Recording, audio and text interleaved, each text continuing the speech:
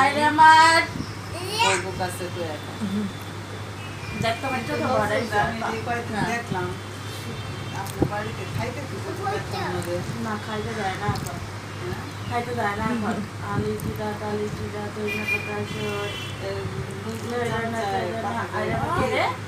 আমরা যখন এসে নামছি অনন্যা তো বাবুরা আসার পরে মানে মা বাবা অনন্যারা আসার পরে এই ফার্স্ট টাইম আজকে চিকেন রান্না করছি। ওরা এসছে মঙ্গলবার আর আজকে শুক্রবার, তো আজকে চিকেন রান্না করছি। মাটন রান্না করেছিলাম যেদিন এসেছিলো সেদিন, আর এখানে রান্না করব শুক্তো ডাল, মানে করলা দিয়ে উচ্ছে দিয়ে বা করলা দিয়ে যাই হোক ডাল রান্না করবো। সেখানে ডালটা একটু ভেজে, মুগ ডাল ভেজে তারপর সেদ্ধ বসিয়েছি। এই প্রতিদিন টক ডাল আম ডাল, টক ডাল আম ডাল এরকম খাওয়া হচ্ছিল। আর শুটকি করেছে, আর কিছু লাগবে না। দেখি এটাতে মাংসতে আলু দিয়ে দেব আর পাতলা পাতলা করে ঝোল দেব। শঙ্খ সকালে না খেয়ে বেরিয়ে গেছে। আসলে এত গরম লাগে না, এসি বেসি ছেড়ে ঘুমালে আর ইচ্ছা করে না সকালে উঠি বা কিছু করি। তো আজকে না খেয়ে বেরিয়ে গেছে শঙ্খ।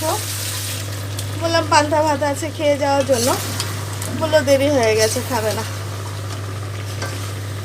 10:30টার সময় বেরিয়ে গেছে।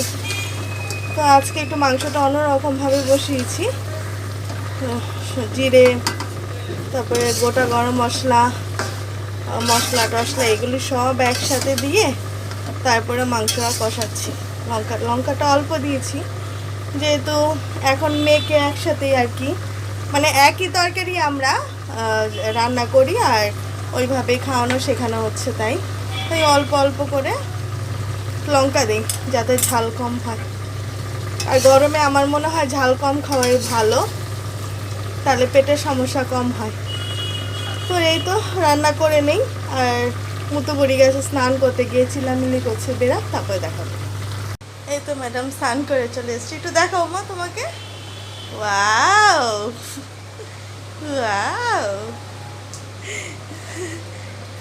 একটু একটু হেঁটে দেখাও। ওয়া এটা এরকম করো, ইস রে।